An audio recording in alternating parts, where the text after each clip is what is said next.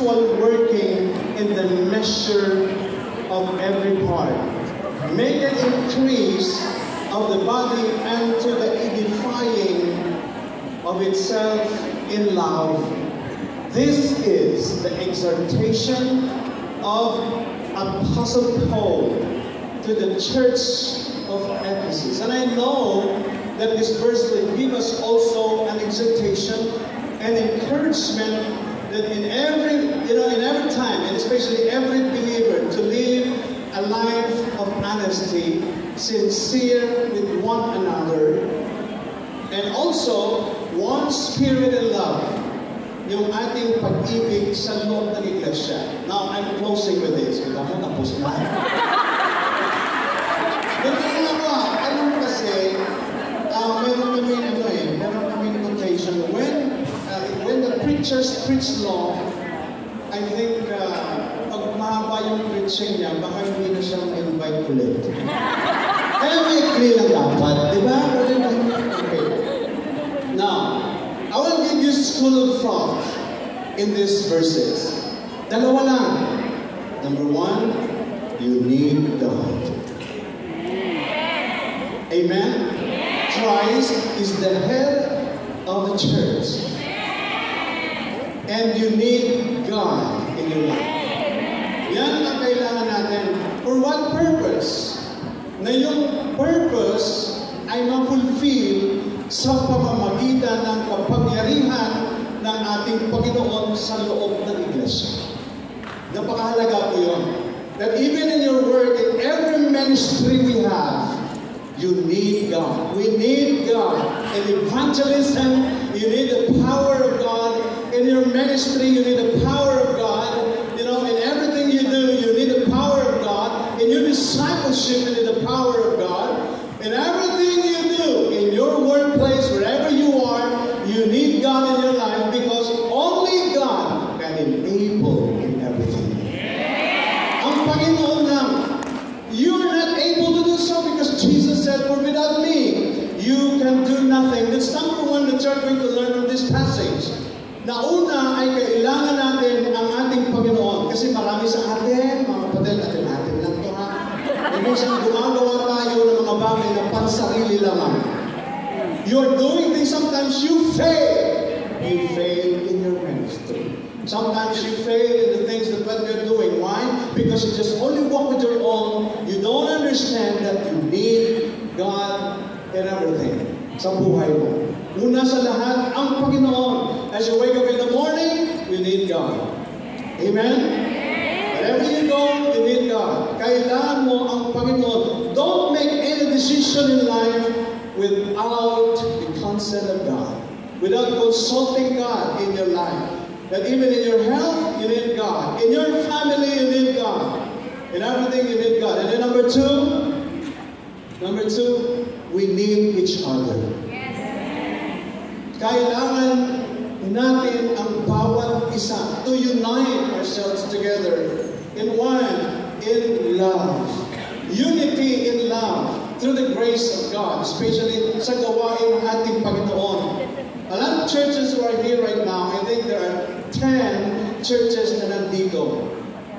If you belong to your church, be faithful in your church. Amen? Unite yourself. Gusto niyo bang sabihin ko ito? Huwag ka na nagalit. Magsasalita kaya kung totoo. Okay? Huwag natin gawin ang church ng 7-Eleven. Are you following? Pag sumama yung loob mo sa gawain na to, and then you go to another church. Because naniisip mo, maraming churches kahit saan mo pwede.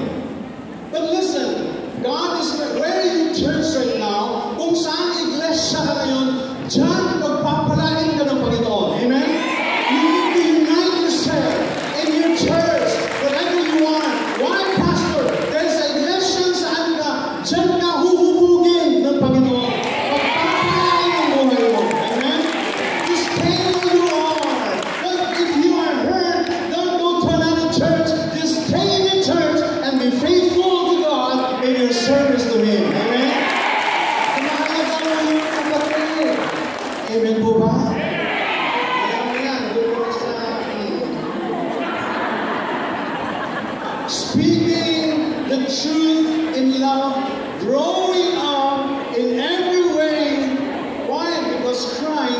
is the head of the church.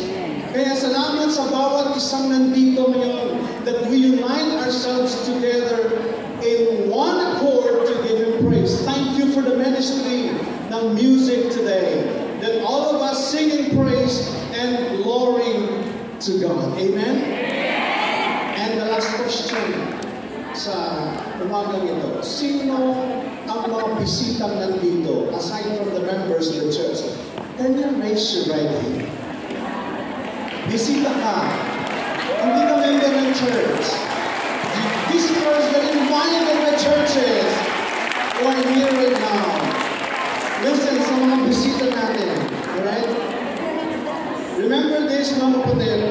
And the purpose of the church still here is because for us to evangelize this country.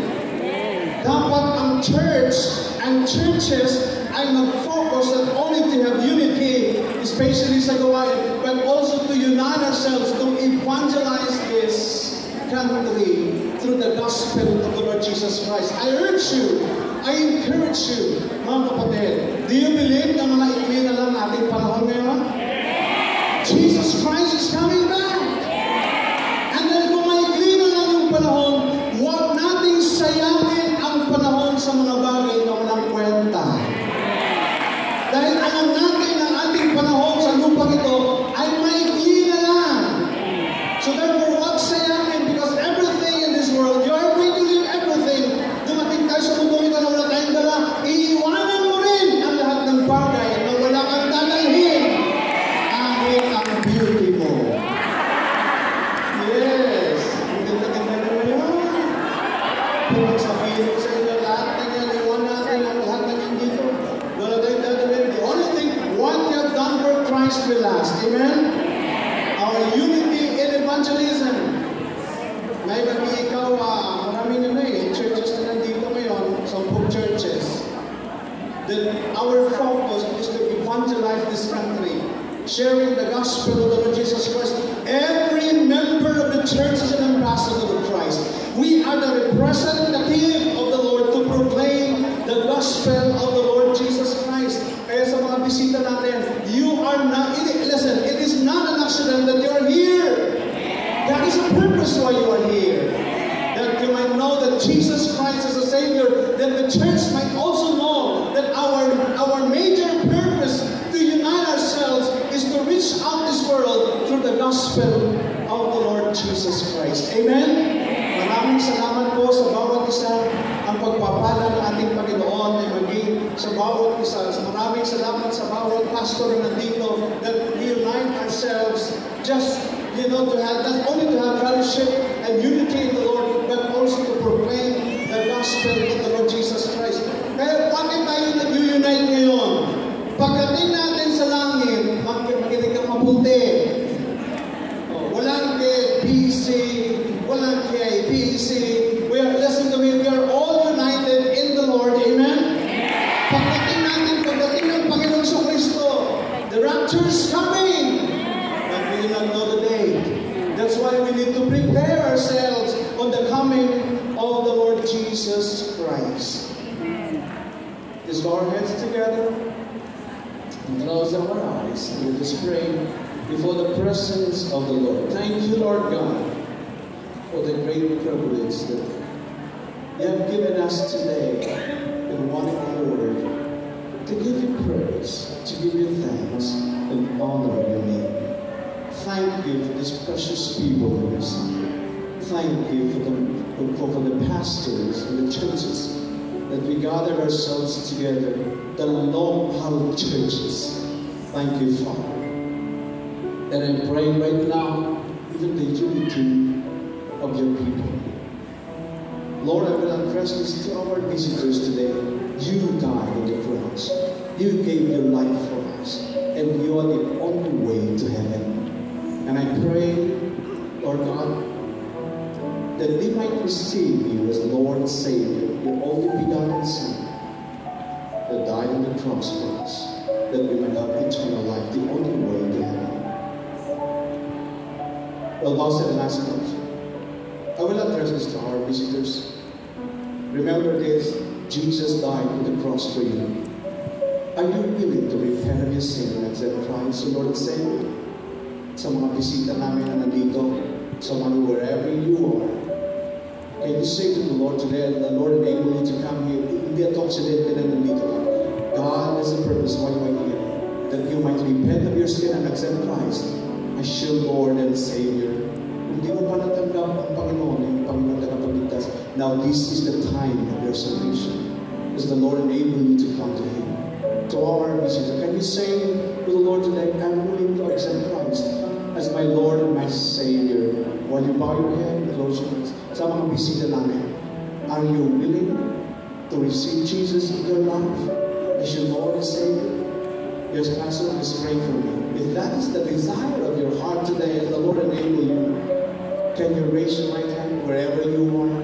If you are willing to accept the Lord Jesus in your heart as your Lord and Savior, just raise your right hand. I will not allow you to come. Just receive in your heart as your Lord and Savior. God bless you. God bless you. God bless you. God bless you. God bless you. God bless you. If you are not sure that you're saved, you need Jesus to save you.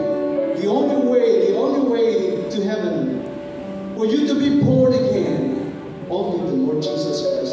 And the person of Jesus Christ is your salvation. He is the only way. God bless you. God bless you. In this place, God bless you. On this side, God bless you. God bless you. God bless you. God bless you. If you are not sure, God bless you. God bless you. God bless you. God bless you.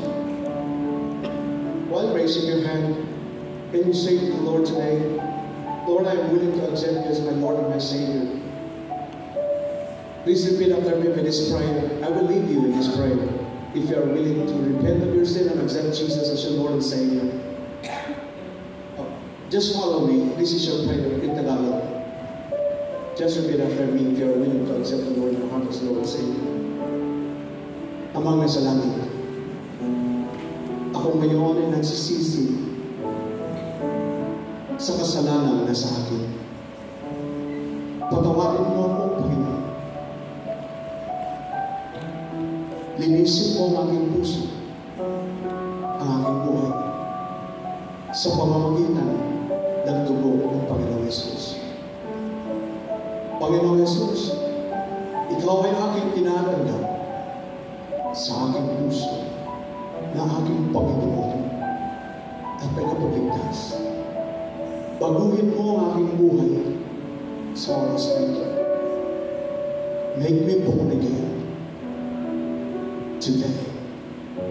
And this is my prayer. In the name of Jesus, my Lord and my Savior. Amen and amen. A big hands on the Lord. God bless you.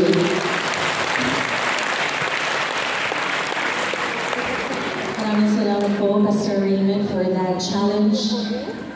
Can you please turn to your neighbor and say, we are better together.